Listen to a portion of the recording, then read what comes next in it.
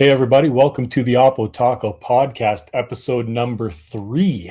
As usual, joined by Willow out in BC. Willow, what's happening?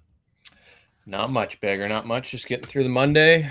Pretty crappy weather out here on the West Coast, but should turn around soon. Well, I think I usually ask you most days. How's the team doing? The high school team. Yeah. We had a good weekend, actually. Surprisingly, we've been playing. We have not been playing well, but no, 3-1 on the weekend. Played some good ball. You had a CG from one of our guys yesterday, so always easy to CG with only 2 Ks too, which put a big emphasis on that. That's great to see. Love it. I like it. Low pitch count. Yeah, I think 7-inning games, right? But I think it was like 82 pitches. I'll take it. Yeah, we'll call that the abbreviated Greg Maddox game, the CG. Well, and it's great too because the guy he doesn't have nasty stuff at all. Very average pitcher, but he just fills it up, right? I know somebody else that was kind of like that. There you go. This guy right here. I got to tell you, I like the Expos hat too. It's clutch. Yeah, I wait for them to come back. So I see they're number one. One day, I think it's coming. Well, let's go into our first segment here, Willow. Let's talk about the quick hits of the week. Yep, a lot going around baseball. Yeah, I'll throw it to you. What do you got for your first one? First one, I just got college baseball, man. It's been great watching the College World Series. The games are just, it's like it's like playoff baseball. It's the same thing. And I don't know how much you've been watching, but it's been unreal so far. And right before we filmed this, I was watching LSU Wake Forest, and it's just every game. The first day itself was unreal with the Oral Roberts beating TCU, and then Florida coming back and beating Virginia in bottom 9, and yeah, it's just as a college guy, I love it, and I don't know, I feel like it's just it's not watched as much as it should be, but for me, that's I don't know, it's a quick hit, but it's also just I'm kind of plugging it, kind of putting it out it's there. Absolutely, as you should, man, because it is exciting. It's different than professional baseball. Oh, it is for sure different. Yeah, and I won't lie, I really don't follow college ball a whole lot, except for what I see on social media and everything, the clips. And the one thing I've seen is Skeens.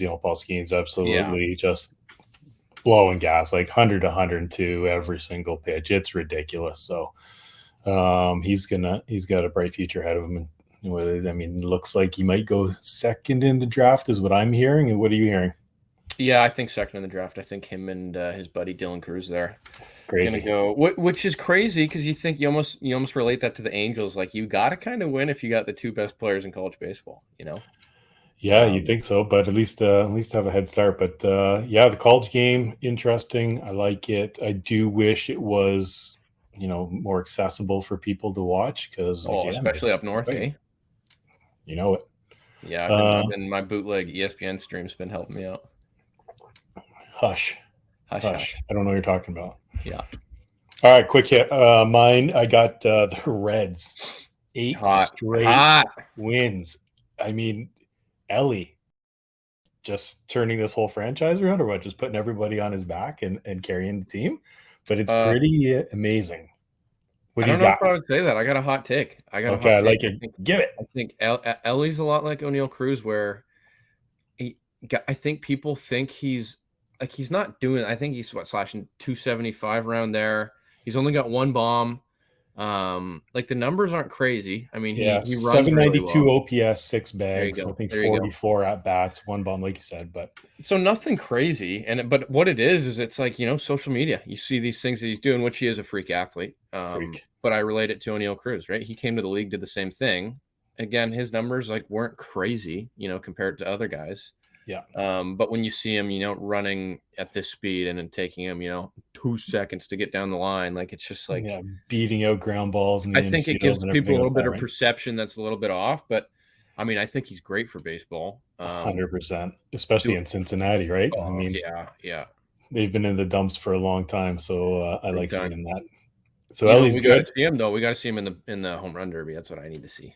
That would be exciting. I would go for that. I don't disagree with you there. Bring him in. Yeah, let him smash bombs. 117, 120 mile an hour bombs. Yep. That'd be all right. And I got to say with the Reds too, another quick hit with our fellow Canuck coming back tonight. Joey Votto making his return to the lineup. So he's got to get out of the driver's seat of the school bus, stop playing chess, take off his Mountie uniform and hit baseballs again. Did you see his last Insta post? Absolutely dialed in that suit. I didn't. Oh, on the bus, that one. No. I think just little backdoor photo shoot. I think I saw something. Oh, I did not see that nice one. red suit. I saw it too. I saw him give a little thank you to a whole wide range of people within the organization, especially the medical department and everything like that. And talking about coming back. And I saw a little clip where he was actually, it's pretty funny, him actually driving a school bus, and a little girl was talking to him, be like, what are you doing? Like, we need you back playing baseball. He's like, okay. Yeah, big. That was pretty, so it was pretty good.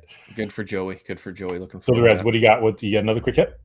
Yeah, Henry Davis getting called up. I believe it was 2021 first overall pick. Getting called up for the Pirates behind the dish.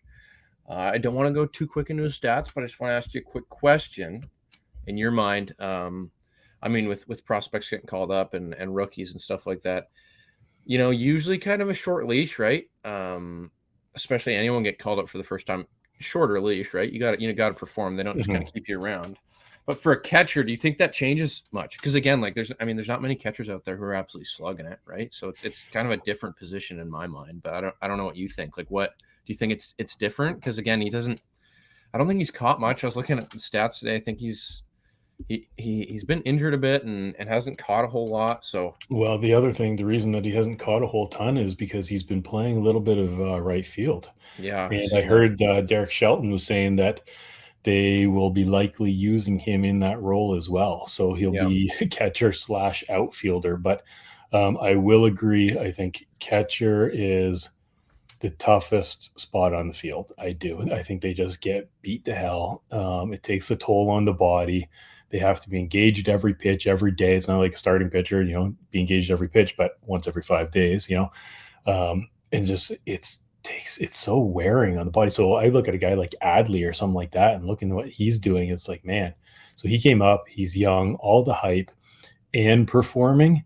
To me, that's remarkable. And I think it's also a position, like you're saying, you don't want that leash to go too long if they're not performing, because if you have a young player behind the plate who's trying to command the game and frankly, they're sucking, that's not going to be good on their psyche. That's not going to be good on their confidence, right? So you don't want to let them sit there and melt away behind the plate if they're not doing well. Yeah, and you look at the position. I mean, I bet you catcher has the highest average age in the big leagues by far. I bet you it's not even close. Because why? Because it's a lot of older vets, right, who know how to call game, know how to catch, and yeah, you can hit 200, buddy. It's fine, Although the average age came down now that Yadi is gone this year. That is true. But you got some old geezers there, big time. I wish he came back. I love Yadi.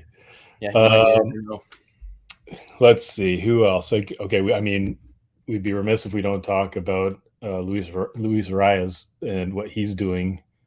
Still hitting 388. Yep. 2.7 WAR, 920 OPS, and here's the one that I love: 21 walks and 15 punch outs. Yeah, more walks than punch outs. That is unbelievable. You know who else is doing that?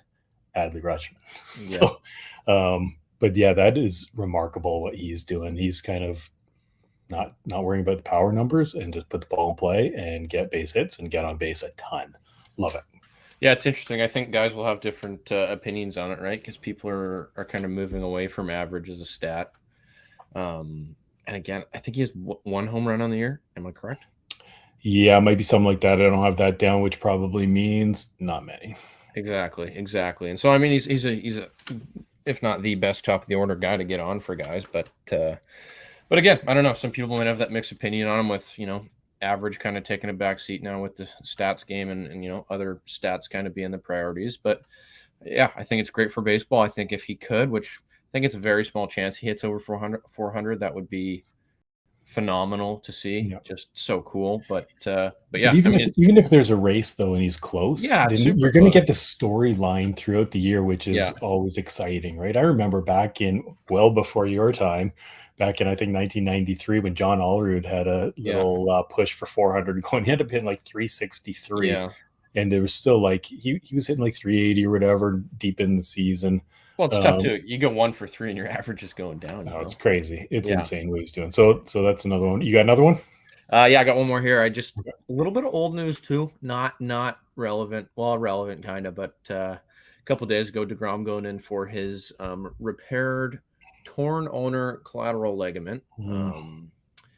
But again, everyone knows it happened. Everyone knows that. But my question to you is, you think this is a indicator that people can't do? You can't start and chuck 100? Because in my mind, that's what I see. I see your body's only meant for so much.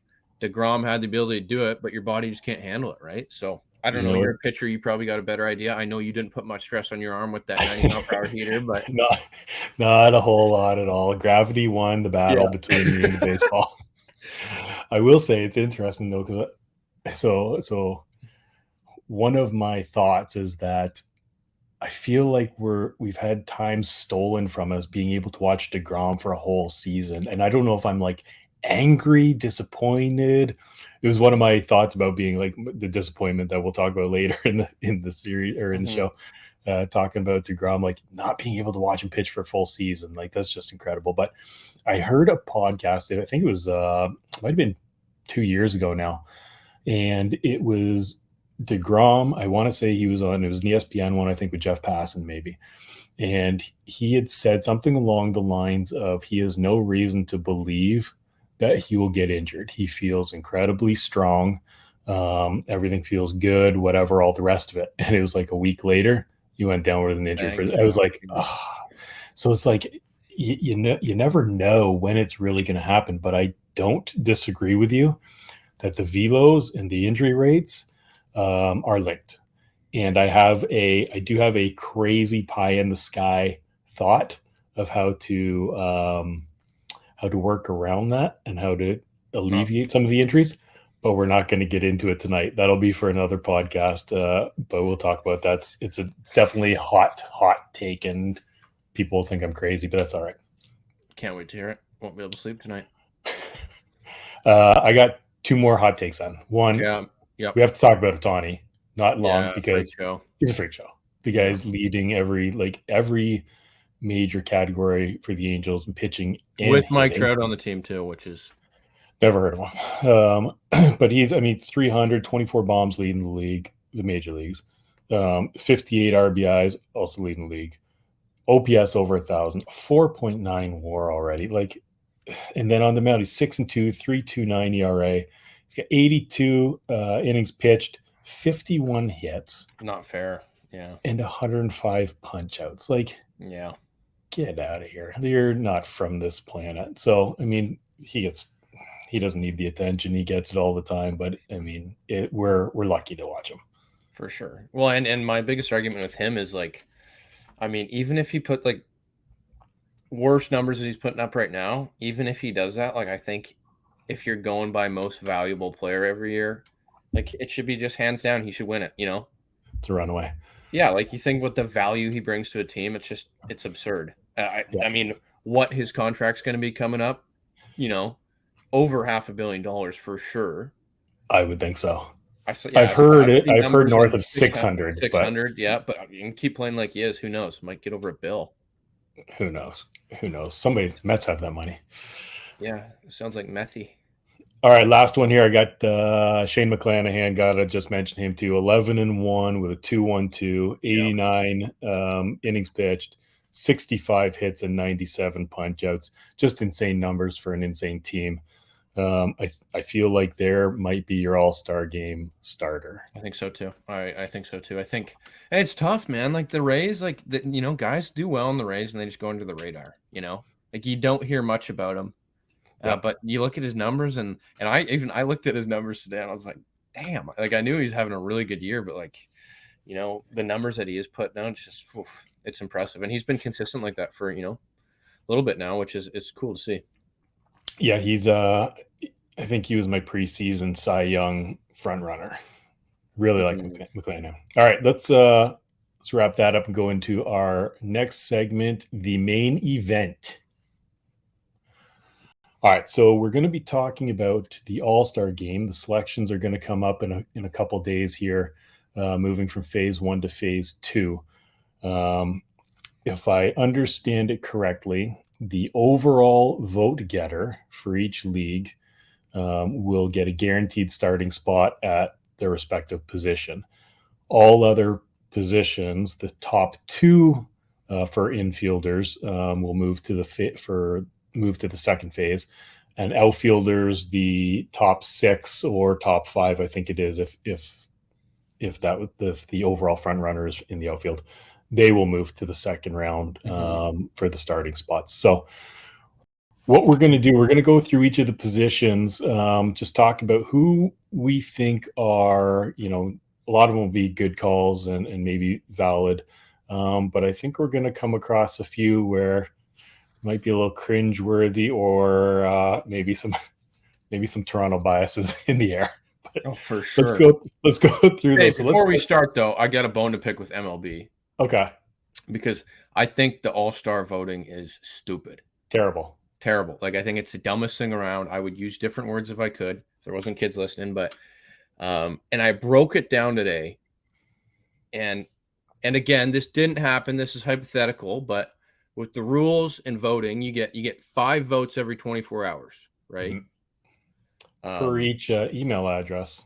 Exactly. So this could be blown out of the water either way, more, right? But okay, I'm gonna use Vlad as an example. And it's been going for 20 days now, the voting, right? Or what was it? I don't know when it started. I'm not exactly sure. But anyways, if you work it out, so let's just say it's been 20 days since, right?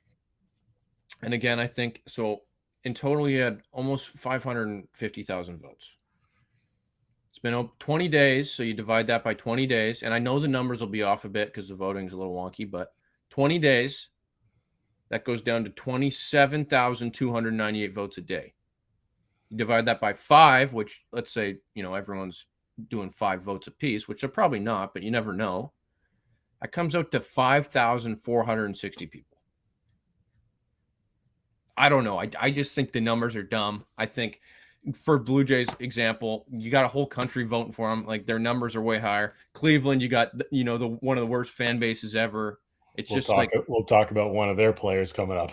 But they need to fix it. They really do. It's a crappy system that can be just, I don't know. I don't think it rewards the best players. And it sucks because fans are voting them in. And all the time you hear, oh, this guy's a 5-time All-Star, 6-time All-Star. I don't know if that's really valid, if there's really anything behind that saying, right? There's arguments on both sides, because I get it. Like, even sometimes, some of the guys who aren't playing well, they have the name and you still want that player there, right? But there are a lot of times, I feel like especially last few years, there's some players who fly under the radar, like you said, that aren't getting the recognition that deserve to be there. And for me, I think it's like, it kind of sucks because they get the snub, right, when they've put up a better year than maybe a starter. But yeah, it's I remember the old days, Willow, when you voted, when you went to the park and you got a card, they handed them out in a little baseball punch holes. Hell yeah, bring it back. Bring it back. And then you pass it to the usher walking in. That was your vote. And that was it. And that was the best.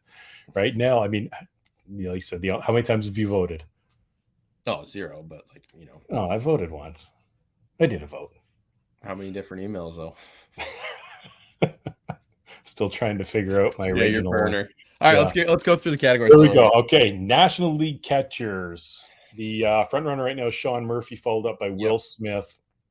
What do you got? You've got the list there as well. Yep. Anybody you see? I think that's a great. I think those are 1A, 1B. Sean Murphy, I honestly didn't think he was going to be having the year that he did, but having a great year for the Braves. I think I looked at this and I thought at least 1 and 2. I thought very spot on. I wouldn't argue at all. Yeah, I looked at their numbers. They're actually very similar numbers. Yep. So, and you got 2 pretty good baseball markets, Atlanta and LA. So, coin flip, take who you like. I don't think the only other guy there that, and maybe it goes back to what we were saying, this guy's been there, he's really good, is JT Realmuto. I love him. I like watching him. Defensive stud. Yeah. Offense is really good too, but not putting up the numbers as the other 2 this year. But he's a guy that's like, dang man, I wish I like seeing him play. So he's one. All right, let's move on. First baseman, National League. We got Freddie Freeman leading the pack by twice as much, 775,000 to Pete Alonso's 377,000, with Matt Olson and Paul Goldschmidt coming third and fourth right now. What do you think? I think pretty spot on. Yeah, I mean, yeah, that one's pretty tough to argue. I mean, I think Christian Walker's up there, which I like to see because again, a guy who people may not think all-star worthy, but again, he's not in the top 10 for votes. He's not, huh? Oh, nope. I thought he was. I thought I saw that. Because he's having a pretty good year. Like, I'm just looking at line right now, 270, 15 pumps, 48 RBIs, 854 OPS. Like, that's not bad at all, Yeah, he's I mean, really Freddie Freeman is head and shoulders above everybody else in the league right now, stat wise and everything. Pete Alonso's got the bombs, right? Just coming back from injury too. Yeah. Matt Olson started out really well. Paul Goldschmidt's putting up a respectable year. The one there who's undervalued, looking at his stats, is Lamont Wade Jr. Yeah, Jr. I know. Man, looking at his stats, here you go: 279, 9 home runs, 27 RBIs, 881 OPS, and a 2.6 WAR. Yeah, that's a really good season. His numbers are better than most of the other guys, with maybe the exception of Goldschmidt and obviously Freeman. So he's got, maybe he's not going to get there, but he's got 53,000 votes compared to 775 for Freddie, and so it's like maybe a little bit more respect he should be getting, but. Good one. Okay, let's go to second base guy we talked about, Luis Arraez, leading the pack, 509 votes, 509,000 votes. Ozzie Albies second, 376. Nolan Gorman, Miguel Vargas, third and fourth. Going down. What do you think there? Anybody? Pretty spot on. I think. I mean, I would have Ozzie as number one if I could control a couple 100,000 votes. I think and second base is tough, right? It's a tough position. I mean, if you look across the board, like, I mean, the numbers aren't compared to other positions, not great.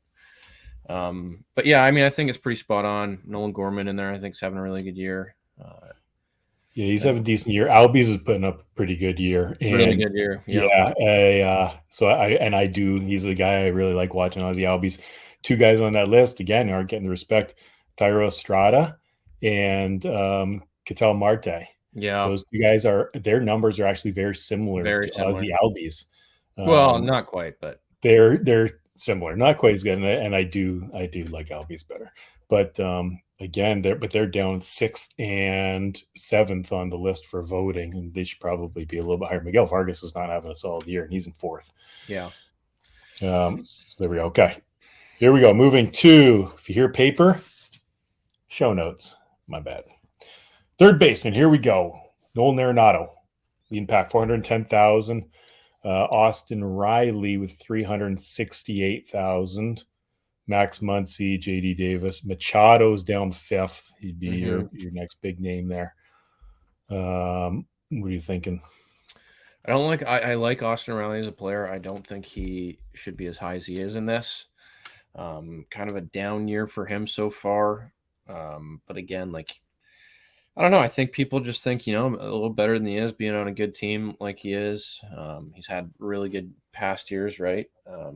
Same with Machado. Like, you look at Machado's line. Oh, I don't know where the light go. Here we go. What happened? This is like I'm kind of liking it. The oppotaco after hours happens every show.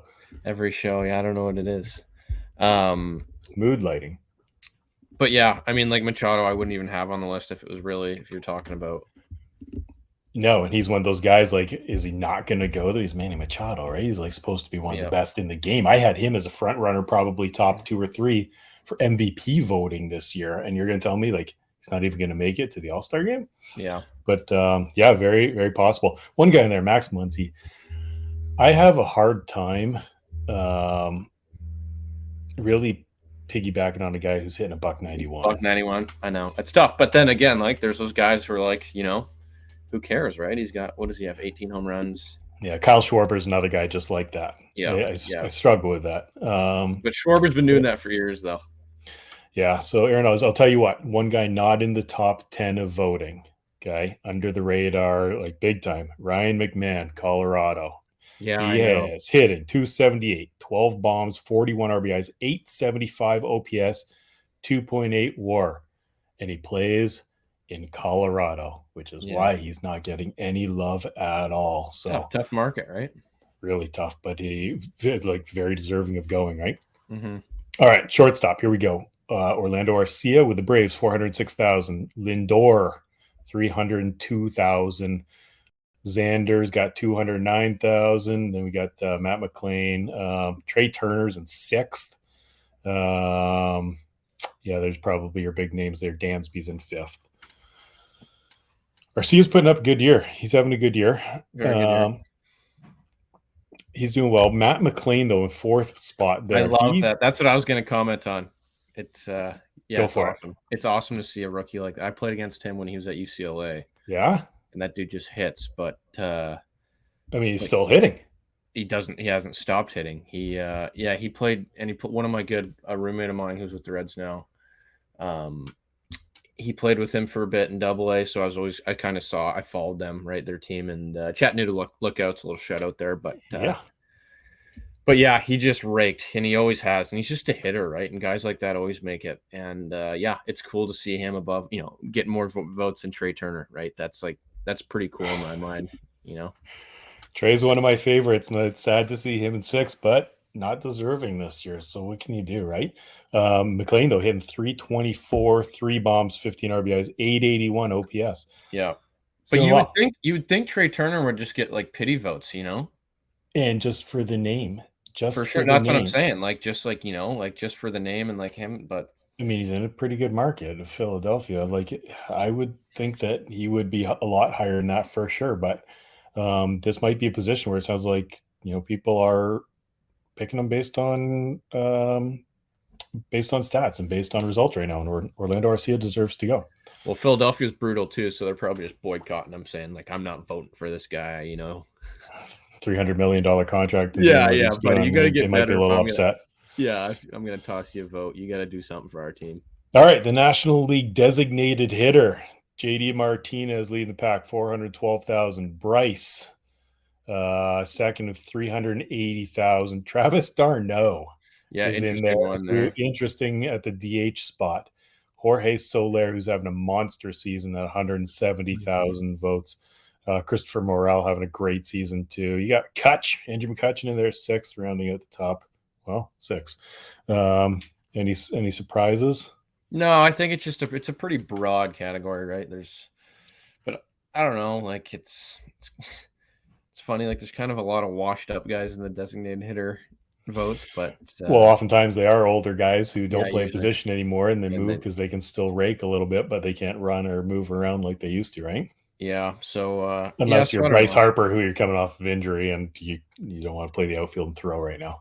Yeah, fair enough. I don't know. What do you got on designated hitters here? What anything? The only thing that Jorge Soler is having a monster season. Monster year. It's hitting 260, 20 bombs, 42 RBIs with 919 OPS. He's in the fourth spot. Christopher Morel is having a really good season too. 291, 13 bombs, 28 RBIs with an OPS over 1,000. So those, JD I think is having a pretty good year. But Soler and Morel probably might be a little bit more deserving in my mind. So we will see. Okay. Going the outfield. This to me is always like the hardest one I find typically, except the NL one I was okay with. So again, we're looking at the top six to move on to the second phase, right? So we got Acuna, no doubter right there. Mookie Betts second. So Acuna's got 1,086,000 votes. Mookie Betts second, 676,000. Yeah, you're right. Acuna has the most votes overall.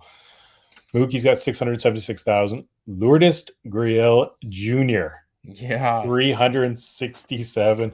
Is that a little bit of the Toronto push for their former player? Might be. And it's funny because everyone thought that Moreno was going to be the loss there, but a little different this year. Lourdes doing well. Juan Soto's in fourth. Corbin Carroll, fifth. Love him. Tatis is in sixth. Michael Harris, Cody Bellinger, Castellanos, Seiya Suzuki round out the top 10. Like I said, I'm pretty okay with that list. I was going to say those top 6 are I would not change one. Yeah, I think I generally agree. Now, I do have a guy that is not in the top 20 who his numbers are actually very similar to Juan Soto's. You won't guess him. Plays for the Pirates, Jack Suwinski. Oh, The guy yeah. is hitting 234, so averages a little bit lower than Soto's. 15 bombs, 35 RBIs, and 868 OPS. Like, he's having a really good year, and I'm not saying he's, maybe in the top 6 to go, but he's not in the top 20. And you got guys on there who, aren't necessarily having notable years, where he should probably get a look anyway. Okay, let's go to the American League, starting with catchers here.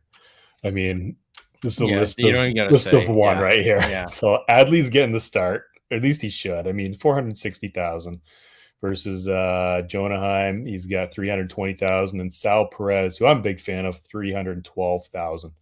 Last year's starter Alejandro Kirk is 258,000 in fourth spot.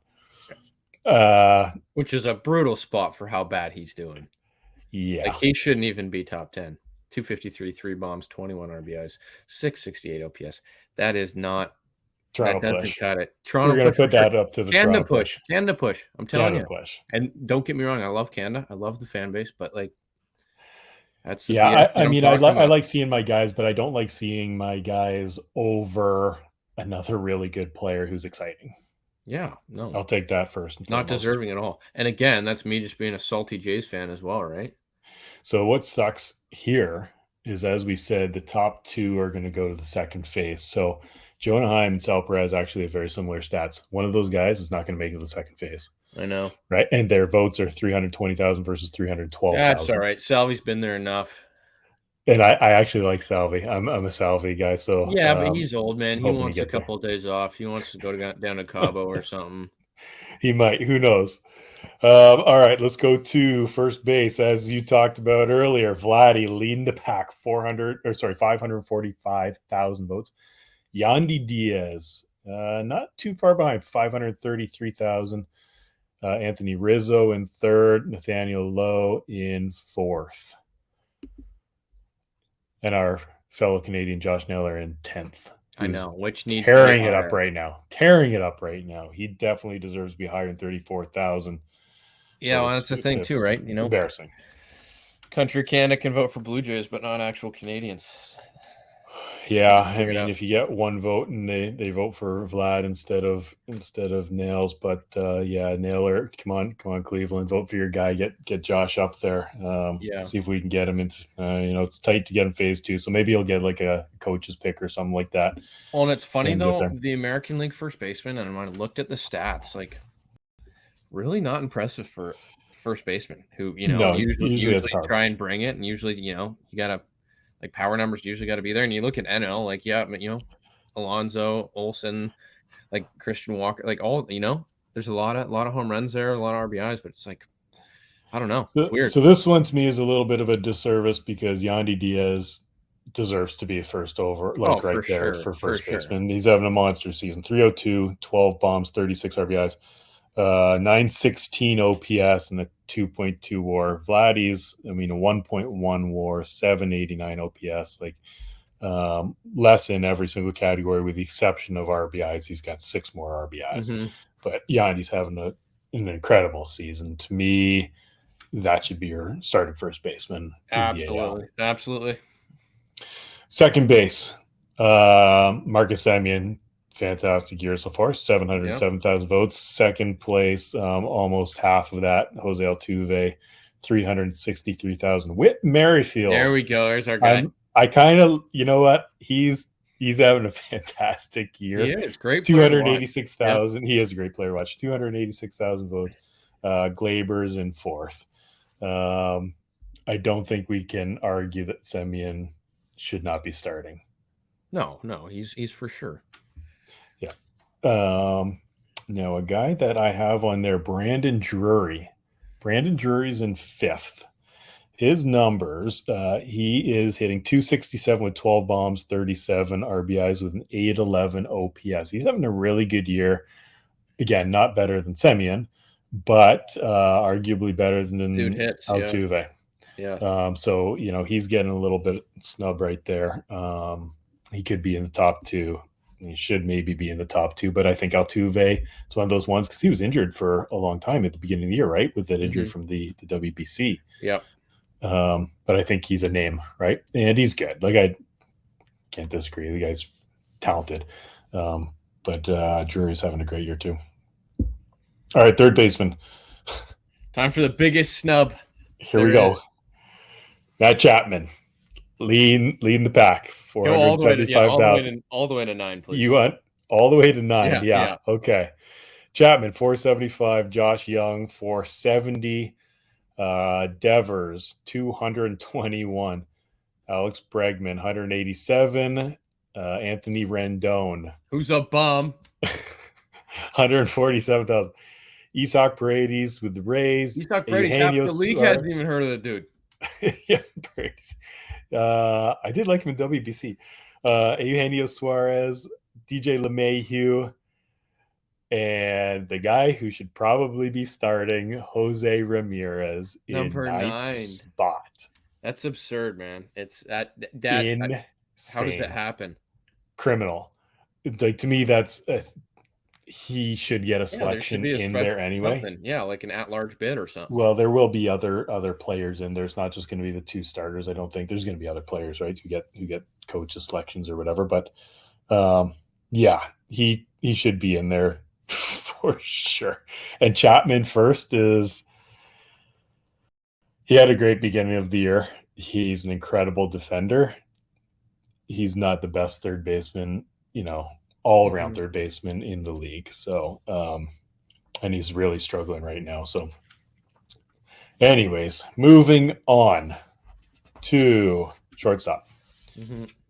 My guy, Bo Bichette, 775,000. Corey Seager, who's unreal right now. Yep. Half as many votes, less than half, 376,000 votes. Wander, 226 votes. Really, I think those three are the three horses in this race. Surprising, though, not seeing Bobby in top 10. Yeah, but he's not having a good year, right? Yeah, but you would. I mean, just name alone, I think I would have thought it would have thrown in there. But he's got the hype for sure. Let's see here. Bobby Witt, he's got a 723. Yeah, OPS, not terrible. 248, 12 bombs, 36. Okay, a little bit better than I thought. Look at Volpe's numbers. Volpe ain't doing anything. He's not doing too well. No. He's not doing too well. And he's 7th in the voting here. There you go.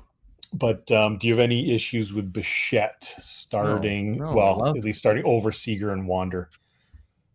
No, play for a Canadian team. That's all I got to say.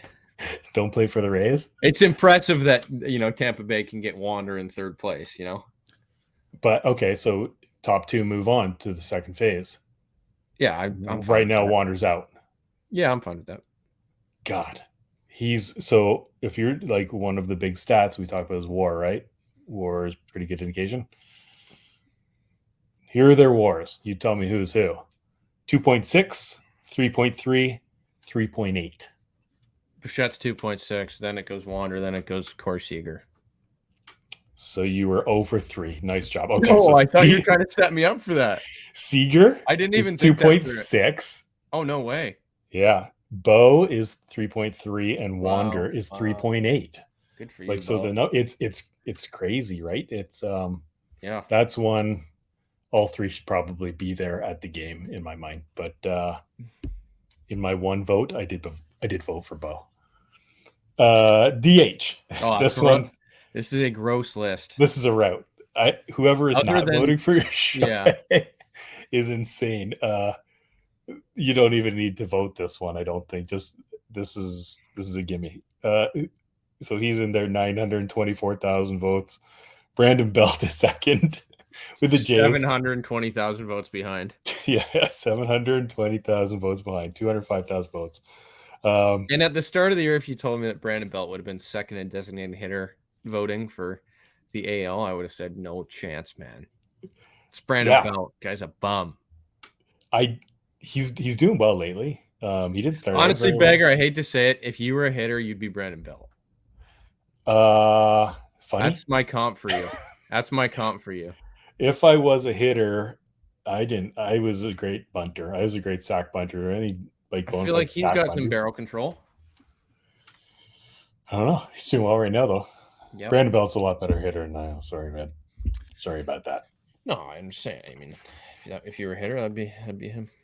Well, there is. Well, the one. Oh no, sorry. My bad. Outfielders. Well, Jake Berger too. I think should be higher on that list. Jake Berger. Jake Berger is currently 10th.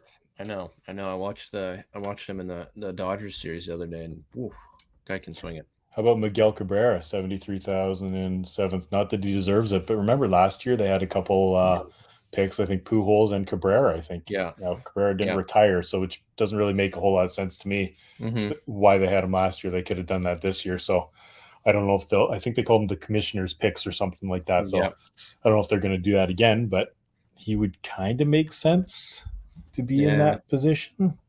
But we'll see. Definitely not deserving in terms of stats. Outfielders, Aaron Judge, no problems with that. 844,000. Trout number 2. Jordan Alvarez, your guy Randy Arozarena, Kevin Kiermaier in the 5th spot. Hold on to that thought. Adolis Garcia in the 6th spot. Springer, Masataka Yoshida, J-Rod, and Dalton Varsho round out top 10. Kiermaier is your one that stands out. Honestly, all 3 J's. I don't think any of them deserve to be top 10. Yeah, I can't really disagree with you there. I've got a couple snubs here, but let's look at Kiermaier for a second. Kiermaier, his WAR is the same as Adolis Garcia, Randy Arozarena. His WAR is better than Mike Trout, Aaron Judge, and Jordan Alvarez. If you had told me that, it does throw you off. That's insane. His WAR is 2.5. I think Trout's 2.2. Judge might be about the same. Jordan, I think, is 2. And Adolis Garcia and Arozarena both have a 2.5 WAR as well. Clearly, a lot of that is defensive WAR. Mm-hmm. And he is exciting to watch on D. Oh, I don't think you can't argue that, right? No. Totally. But yeah, I mean, is he going to move on to phase 2 and possibly be? And for me, it's like he's exciting. I don't want to watch him get 3 at-bats during the game. But I would not have a problem watching him come in defense late in the game and see, if he has to make a throw to the plate, throw 98 miles an hour to the plate or something. You got any snubs on that list? I got one. Let me hear it. I got Austin Hayes, 18th, having a great year. 320, 8 bombs, 31 RBIs, and 875 OPS. Insane numbers. I liked him early. Actually liked him last year. I thought he was putting up a sneaky good season. And then he's just having a fantastic year. So 18th again, hard to say that he should be in top 6 or whatever, but maybe there's a lot of good outfielders in the AL. I'll say that. And there are guys with names like Kyle Tucker is a guy that you'd think one of the best in the league. Yep. He's 14th right now. J-Rod 9, right? J-Rod, he's a guy, is he going to get in just based on who he is and the hype and everything like that? But yeah, 9th position right now. So interesting voting happening right now, Willow. But we got a few more days before the phase 2 starts, and then the votes from the first round don't carry over. So then it'll be everybody logging into their 4 email accounts to vote. Actually, I think you're only allowed. Shoot, I can't remember. I did read. I can't remember if it's only 1 vote a day. Better than for the second round. It is. I agree. I don't like the voting system. Mm-hmm. Let's go to our final segment here, Willow. We're going to revisit what we did in our first episode with our surprises and disappointments. So let's where do you want to start? Who do you want to do? Do you want to do surprise at this point? I'll let you start. We'll go beauty before age. Let's go surprise. Okay, surprise. Who do you got for me? No, not a surprise. Here we go. I gotta explain this, but Corbin Carroll, and Okay.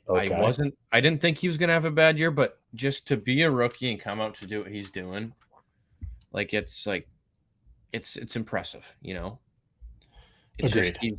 just he's on another level, right? And it's impressive. And watching him play, he's great for the game. And did I think he was going to do well? Yeah, but did I think he was going to do this well? No. It's been an awesome surprise, and I think he's going to be, a dude. If he stays healthy, he'll be a dude who will be, real good player in the bigs for a pretty long time. He, I've said it in podcasts before, but I love speed.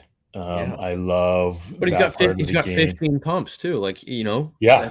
It's And that was the number to me that's surprising. Yeah, Was me the too. I didn't realize that the home run power was there, but just watching him run base, watching him, hit a triple or go first to third or whatever it is, like that's insane. I love that highlight right there. So I agree. I didn't think he was going to be this good. Although I will say this, he was my preseason rookie of the year favorite.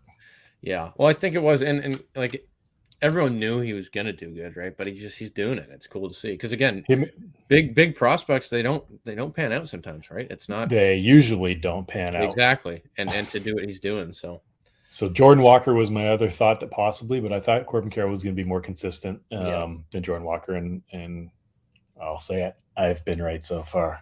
There you go. Yeah, I love Corbin Carroll. So okay, I'll give you my my surprise. Now I'll preface this as well. I've never really been a fan of this pitcher, even when he was in Toronto. Didn't really love the antics and a bit of the sideshow. I'm a little bit old school, but I'm not saying he's growing on me, but I'll definitely give credit where credit is due. Marcus Stroman is having an incredible year. He is doing it, man. It's almost like he's I don't want to say reinvent himself because he's always been this type of pitcher, but the numbers are just insane. He's 8-4 with 2.45 right now. 91 innings pitched, 62 hits. Walks are, he's walking about 3 per 9 innings or so, but what his ground ball to fly ball rate is the highest it's been, I think, in his career. How many strikeout? Not crazy either, huh?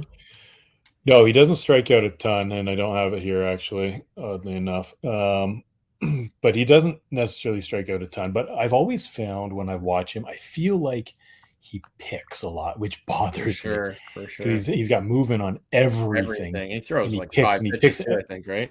Yeah, and it's like, and I feel like, man, don't pick because your pitch count's going to be really high. And then I went and looked at his like pitch counts, and everything's like, oh no, his pitch counts aren't that high at all. So I don't know really how he's doing it, but I will give him credit. He is tearing it up, man. So I'm a little bit surprised, and I'm okay to see it because I always like studs. So who do you got for your disappointment? Pretty easy, and I didn't want to pick it because it's an easy one to say, but Alek Manoah. Yikes. Yeah, big yikes. I feel for the guy big time. But yeah, holy cow. What a turnaround. I will say, and I don't want to say this, I don't want to put a bad rep on his name, but maybe he'll turn it around. But a little birdie a couple of years ago, and I knew this bird, and this bird played with this big bird, Alek Manoah, in let's just say north of the border. So there's only one minor league team in Canada. But anyways, big birdie like to get after it. You know what I'm saying? Oh, really? Oh, yes. I heard many stories about it. So it made a little more sense in my mind. I got a little background info. Has a really good year, right? Third in Cy Young, I think he was last year. Sounds about right. Getting a little comfortable, right? He's a big boy, take the offseason a little lighter this time. Right? Very confident. Very confident. So I don't know. I mean, it made sense. I didn't think he was going to, even in the spring, I thought he looked good. It was weird, but I don't know. People are saying pitch clock, right? Because he's a little bit, beefier He's guy. a big boy. Right? He's a big boy.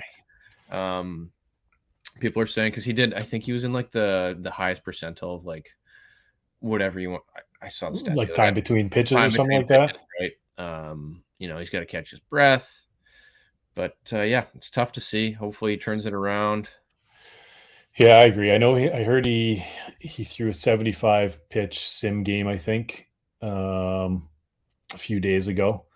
I don't know how that went necessarily, but I heard that that's what he did. So he's not even playing in the game and just doing the sim games. Just sim games. Probably struck out the cardboard cutout a couple times. Maybe, but A little bit of confidence for him, huh? I agree with you. Kind of disappointed seeing. I don't love seeing the guy go from like what he was to what he is right now. That's not cool. That's tough. And if you heard his interviews and everything, he was even saying he's going from trying to like the mentality of throwing a strike and attacking the zone to don't throw a ball. Mm-hmm. Like as soon as your headspace is there, you're in trouble. Like that's what a lot of people said too. It wasn't like his stuff is still there. It's just it's up top. So yeah, and you saw glimpses of it still, but I don't think he was pitching with the same conviction maybe as what he was last year. Like how many guys did he hit last year? He hit a ton of guys. I'm not saying you want to just drill guys, but he's being aggressive, right? And I don't think he was coming in quite as hard. So maybe hitters are getting a little bit more comfortable. Who knows? But hopefully he figures out and comes back. My disappointment, I'll go with another pitcher as well. Mr. Cy Young from last year in the NL, Sandy Alcantara. Man, you watch this guy, he's like 99, 100, nasty sink, like filthy, fills the zone. Just how do people hit it? That's what I don't know. I don't get it, right? I don't get it.